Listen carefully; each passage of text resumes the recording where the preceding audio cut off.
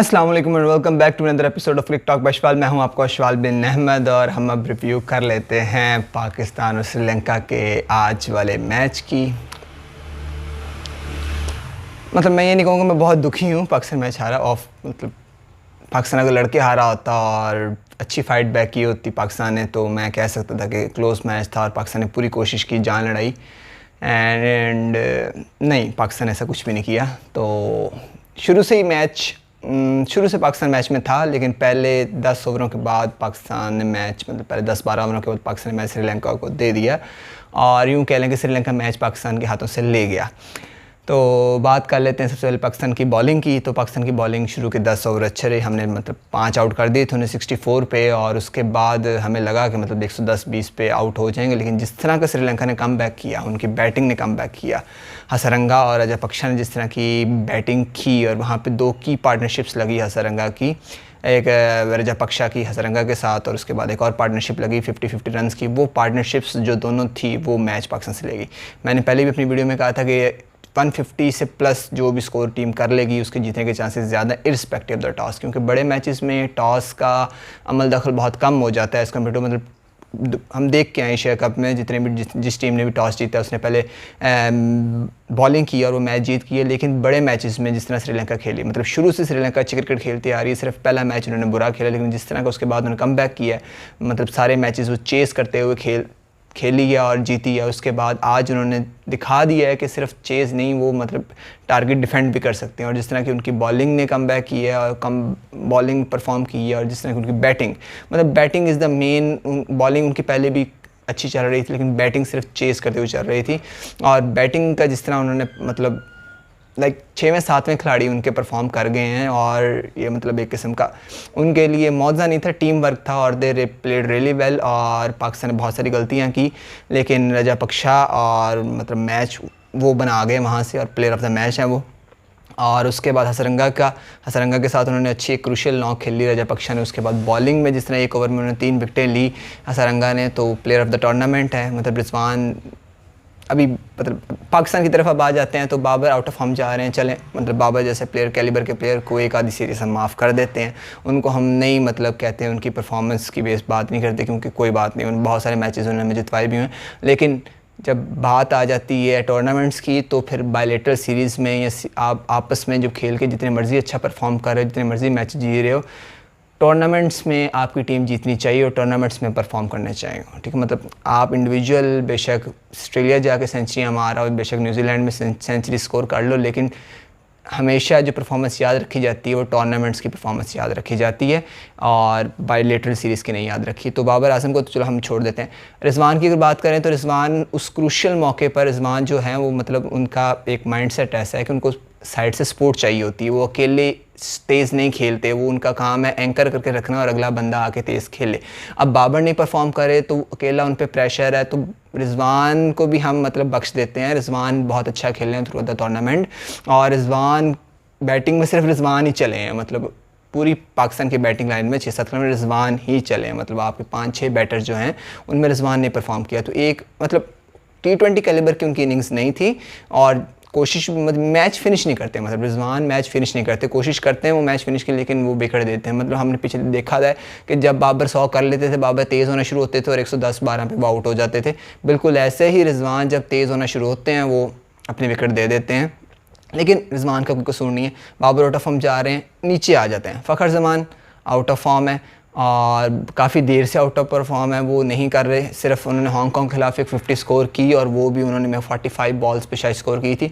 तो फ़खर जमान को कम्प्लीटली मतलब अपना एनालिसिस करना पड़ेगा ख़ुद से कि मतलब कहाँ जा रहे हैं वो, और अपनी जगह वो बना पाएंगे कि नहीं पाएंगे। मतलब आप फ़खर जमान को हम टीम में क्यों लें, ठीक है। तो फ़खर जमान आउट और उसके बाद इफ्तिखार ने सिर्फ अभी तक कोई मेरे ख्याल में मुझे नहीं याद पड़ता कि उनको बहुत कोई अच्छी इनिंग्स खेली। बॉलिंग उन्होंने अच्छी की, लेकिन वहाँ पे क्रूशल मौका था जहाँ पे लेफ़्ट हैंडर को मतलब परफॉर्म कर रहे थे, तो वहाँ पे इफ्तिखार को उन्होंने बॉलिंग दी और नवाज़ को ओवर्स मिस हुए। तो बॉलिंग में वो अच्छे रहे, लेकिन आप सिर्फ बॉलर्स उनसे परफॉर्म नहीं कर सकते। बॉलिंग के लिए तो हमारे पास बॉलिंग ऑलराउंडर और बहुत अच्छे ऑप्शंस मौजूद हैं, उसके बारे में हम फिर बात करेंगे। लेकिन इफ्तिखार की बैटिंग मतलब बहुत स्लो थी, और अगर बाबर एंकर कर रहे थे तो इफ्तिखार को तेज़ खेलना चाहिए था। अब अगर बाबर वो तेज़ ना, अगर रिजवान तेज़ ना खेलते, और बहुत सारे लोग तनकीद कर रहे हैं रिजवान को, रिजवान तेज़ नहीं खेला, रिजवान इंडिविजुअल परफॉर्मेंस है, अगर रिजवान तेज़ ना खेलते तो यही पाकिस्तानी टीम 110 पे या 100 पे आउट हो जाती। मतलब अगर 147 तक हम ले गए हैं, मतलब अगर आखिर तक कोई चांस था तो रिजवान की वजह से ही था। रिजवान मतलब वहाँ पे एक एंड पे रुके रहे, तो रिजवान की मतलब वो नीड ऑफ द आवर था कि जब आपके एक मेन 2 खिलाड़ी एक ही ओवर में आउट हो जाएं बैक टू बैक, थोड़ा सा टाइम लगता है आपको बिल्ड करने में। इफ्तिखार ने और वो किया, लेकिन एक को खिलाड़ी को तेज़ खेलना चाहिए था ना। अब इफ्तिखार ना खेले तेज़, ना रिजवान खेले, तो वहाँ पर वो टीम वहाँ से मार खा गई।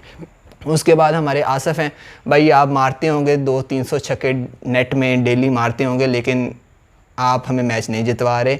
आप हमारे फिनिशर नहीं हैं, आप हमारे बिग हिटर नहीं हैं, आपकी जब ज़रूरत पड़ती है हम आप पे रिलाई नहीं कर सकते, तो आप नेट्स में जाके छक्के मारें। और मतलब कोई परफॉर्मेंस नहीं है आपकी एशिया कप ओवरऑल, तो हम we need some reliable options. Khushdil Shah कोई हिट नहीं, हांगकॉन्ग के खिलाफ उन्होंने एक ओवर में आखिरी ओवर में 4 छक्के मार के एक रिस्पेक्टेबल टोटल हमें बना दिया। हम वहाँ भी तब इसलिए डरे हुए थे कि हांगकॉन्ग इंडिया के खिलाफ 150 कर गया, हमारा 150 अगर ना हुआ तो हम हांगकॉन्ग के खिलाफ भी हार जाएंगे। ठीक है, वो तो हमारी बॉलिंग चल गई और हमने 40-50 स्कोर पे हांगकॉन्ग को हरा दिया। लेकिन अगर हम सिर्फ इंडिया जैसी परफॉर्मेंस हांगकॉन्ग से वहाँ पे एक्सपेक्ट करते हैं तो हम हांगकॉन्ग से 150 पे हार जाते अगर खुशदिल शाह आखिर में ना परफॉर्म करते। लेकिन अगर आप छोटी टीमों के खिलाफ खेल रहे हैं और अच्छा स्कोर कर रहे हैं तो उसका भी कोई आप फ़ायदा नहीं है टीम को, और कोई नहीं, तो खुशदिल शाह भी है।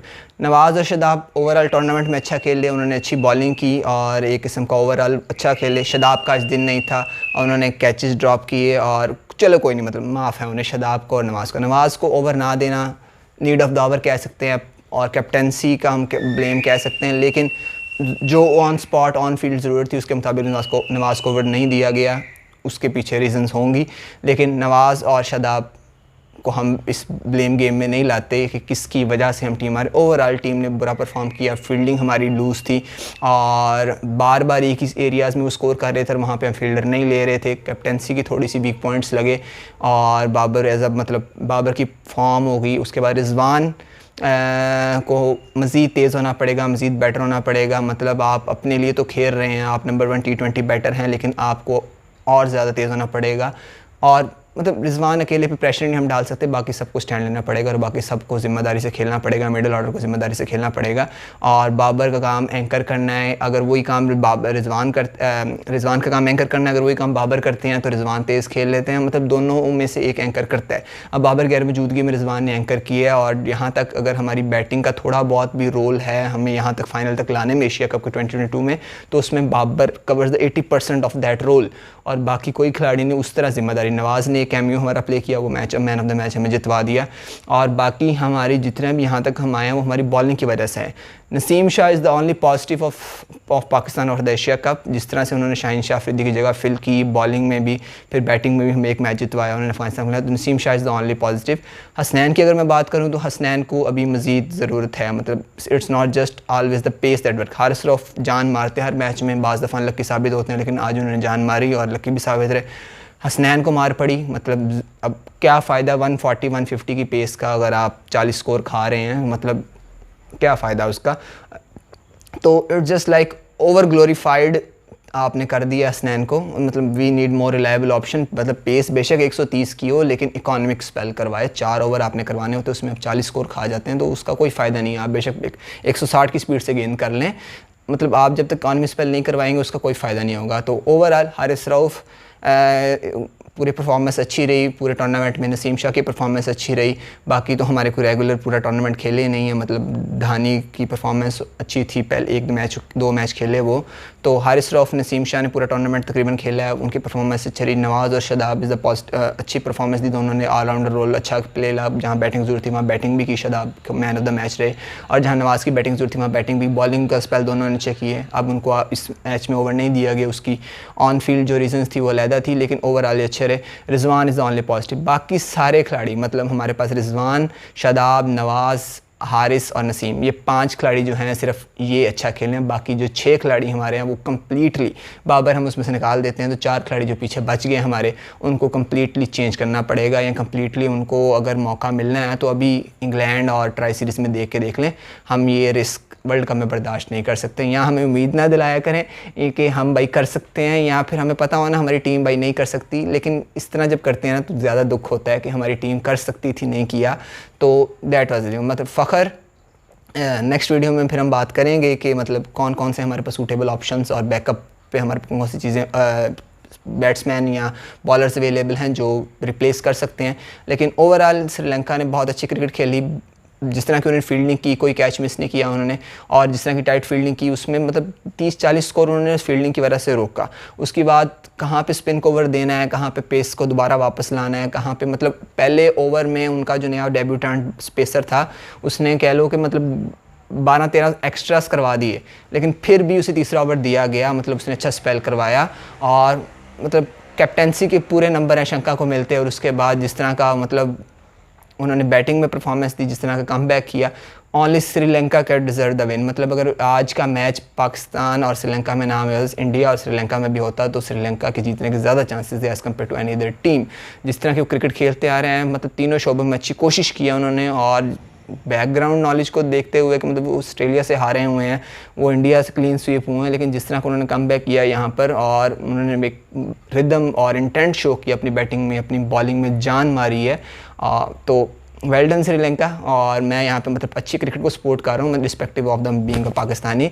तो अच्छी क्रिकेट खेली श्रीलंका ने, और 22 के बगैर मैं यहाँ पे मतलब श्रीलंका आउट क्लास कर दिया पाकिस्तान को। और पाकिस्तान, मैंने पहले कहा था अगर पाकिस्तान मैच जीत जाता है सिर्फ एक मौजज़ा ही है जो पाकिस्तान अगर मैच जीत जाए, वरना पाकिस्तान इस तरह की बैटिंग में हम फाइनल में आ गए, हमारी बॉलिंग सिर्फ लिख रही है। बैटिंग में हमारा सिर्फ रिजवान चले हैं, बाकी हमारी बॉलिंग हमें यहाँ तक ली है, और रिजवान की मदद से ही हमने जो 1-2 टारगेट अगर चेस भी किए हैं वो रिजवान की मदद से की हैं। कुछ हमारे छक्का एक दो मैच में छक्के चौके लगा दिए हमारे मिडल ऑर्डर ने, लेकिन हमें रिलायबल ऑप्शन चाहिए। इसके बारे में हम फिर बात करेंगे। तो overall it's a sad night for Pakistani cricket fans, and let's see Pakistan किस तरह बाउंस बैक करती है और क्या स्ट्रेटजी के साथ मैदान में उतरती है। चीफ सेलेक्टर को, बोर्ड को, प्लेयर्स को, बाबर आजम को वो लाइक डिसलाइक कल्चर से बाहर आना पड़ेगा कि जो खिलाड़ी आपको अच्छा लगता है वो परफॉर्म नहीं भी कर रहा, लाइक हसन अली और बाकी और अगर कोई खिलाड़ी हैं।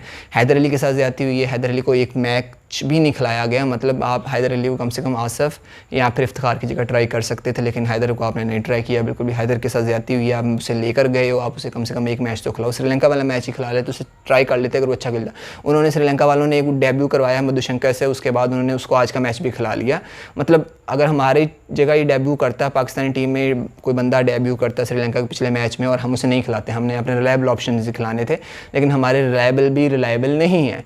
तो हम देख सकते हैं कि मतलब जिस तरह हैदर को मौका नहीं दिया गया, और अगर हैदर अच्छा खेल लेते वहाँ पे तो शायद इफ्तिखार या आसिफ की जगह हम हैदर को खिला लेते, खुशदिल को ड्रॉप करके हैदर को खिला लेते, क्योंकि खुशदिल, आसिफ और इफ्तिखार और फ़ख्र ये चारों हमारे कम्प्लीटली आउट ऑफ फॉर्म जा रहे हैं। मतलब कोई इनकी कंट्रीब्यूशन एज सच नहीं है कि हम कहें कि ये जी हमारे विनिंग कॉम्बिनेशन का लाजमी हिस्सा है और इनकी वजह से हम मैचेस जीते हैं। Nawaz, Shadab, Naseem, Haris and Rizwan, these are the only positives of the Pakistan, and that's it from the today's video. बाकी फिर इंशाल्लाह हम रिव्यू करेंगे पाकिस्तान के स्क्वाड को और क्या क्या चेंजेस हैं अगली वीडियो में इंशाल्लाह। और फिर आगे अभी 20 से इंग्लैंड के खिलाफ सीरीज़ हो रही है, पाकिस्तान का स्क्वाड 1-2 दिन में अनाउंस हो जाएगा, और मैं उम्मीद करता हूँ कि जो हमारा कप चाह रहा है, पाकिस्तान कप चाह रहा है, उसमें जो अच्छे परफॉर्मेंस जिन्होंने शो किया उनको मौका दिया जाएगा। इंशाल्लाह नेक्स्ट वीडियो में बात करेंगे कि कौन कौन से प्लेयर्स हैं डोमेस्टिक सर्किट में जो कि जगह ले सकते हैं हमारे मिडल ऑर्डर में।